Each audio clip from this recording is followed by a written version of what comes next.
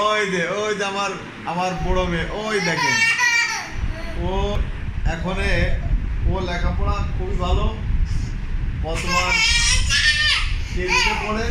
এই যে আমার ছোট মেয়ে, এও ভালো, এ ঠিক মতো খাইতে পারলে খেলে ঘুমাবে, ঠিক আছে। আমার বড় মেয়ে তো বাংলাদেশে যদি দুষ্টু কেউ থাকে, 5টা মেয়ে দুষ্টু হলে তার মধ্যে একটা, আর সারাক্ষণ খালি দুষ্টামি কান্নাকাটি, ঠিক আছে, আর চিল্লাচিল্লি, ঠিক আছে। আর প্রতিদিন ওর মিষ্টি কিনে আনতে হবে, এই মিষ্টি, এই আপেল, এই কমলা, ঠিক আছে, আর নষ্ট করে, ঠিক আছে। এখন একটু ভালো হয়েছে, আর শুধু সারাক্ষণ ওর আম্মুর সাথে ঝগড়া ঝামেলা করতেই থাকে। এখন এক কবিরাজ দেখাইছিলাম, বলছে যে ওর নাকি কি ঘাড়ে আছে।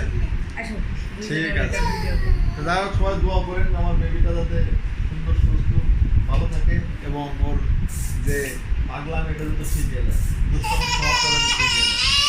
ওকে, আল্লাহ হাফেজ।